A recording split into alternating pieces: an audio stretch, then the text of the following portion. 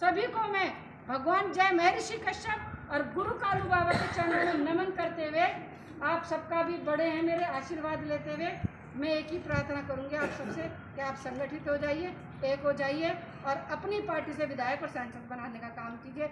जय हिंद, जय भारत, जय। पहले रघुनाथ तंवर जी हैं चेयरमैन, पूर्व चेयरमैन हरियाणा सरकार, वो अपने विचार रखेंगे। हमारे भाई समय सिंह जी, दोनों महामंत्री भाई जगदीश जी, दिलवान जी और हमारे बहुत ही आदरणीय चेयरमैन साहब जी, बहन जी हमारे बीच में हैं। साथियों, सामाजिक कार्य करना और राजनीतिक कार्य करना, दोनों में बहुत जमीन आसमान का फर्क है। जब सामाजिक कार्य करने के लिए आदमी निकलता है तो उसको केवल और केवल त्याग करना पड़ता है। एक दिन मैं राजनीति में जाऊंगा, टिकट लूंगा, अन्य किसी लाभ के पद पे जाऊंगा, वहाँ एक आशा रहती है, एक मंजिल रहती है। लेकिन समाज का जो कार्य है, लाखों लाखों कार्यकर्ता इसमें खप गए हैं और ऐसे ही खपते रहेंगे। लेकिन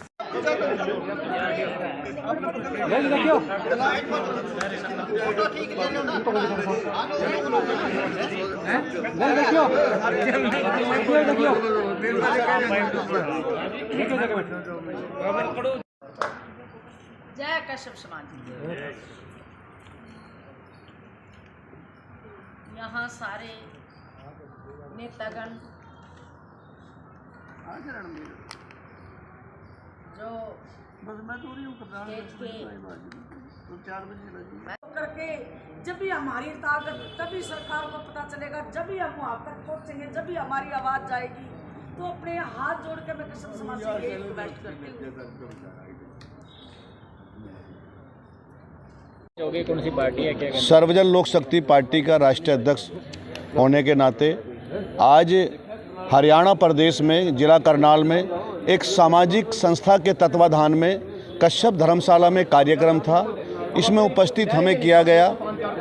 मैं सिर्फ यही कहना चाहता हूं कि जितनी हरियाणा प्रदेश में संख्या है, उसके अनुपात मौजूदा सरकार हमारे सामाजिक राजनीतिक नेताओं को सम्मान नहीं दे पा रही है। जो संवैधानिक अधिकार हैं, अगर 2%, 3%, 4% वालों को मिल सकते हैं, तो जो 18.5% भारत में कश्यप समाज है उसको भी मिलना चाहिए। जो सीएम और पीएम की कुर्सी पर बैठे हुए हैं, जिसमें 4 पाए लगे हुए हैं, उसमें एक पाया 26 करोड़ की आबादी वाले कश्यप समाज का भी है। अगर हमें अधिकार नहीं दिए तो हम अपना पाया वापस हटा लेंगे, हम अपनी कुर्सी खुद तैयार कर लेंगे। हमने अपनी पार्टी दल बनाया है। इसलिए मैं ये चाहता हूँ कि कश्यप समाज जो 140 जातियों में गिना जाता है, जिसकी आबादी 26-27 करोड़ है, भारत की सरकार को ये हम बताना चाहते हैं, इनके अधिकार इनको मिलने चाहिए। वरना ये समाज लाखों की तादाद में इकट्ठा करके अगर पार्टी को बना सकता है तो बिगाड़ भी सकता है। पार्टी है 2019 में रजिस्ट्रेशन हुआ दिल्ली से निर्वाचन आयोग से। कौन से चुनाव अपनी पार्टी लड़ चुके हैं? हमारी पार्टी ने लोकसभा के चुनाव लड़े 2 बार और 2 बार विधानसभा लड़े हैं।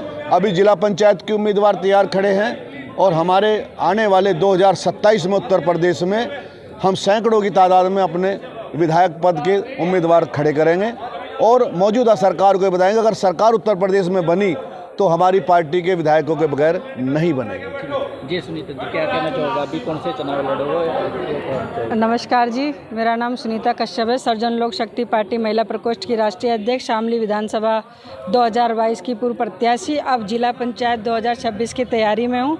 और मेरा संदेश कश्यप समाज की समस्त उपजातियों से लेकर पिछड़े अति पिछड़े सभी समाज के लोगों से है कि मेरे भाई बंधु है, अपने वोट की कीमत समझे, अपने अधिकारों के लिए मैदान में आकर सर्वजन लोक शक्ति पार्टी के जितने भी कैंडिडेट हैं, उम्मीदवार उतरेंगे 2026 में, उन्हें फुल बहुमत के साथ सरकार बनाने का मौका दें एक बार।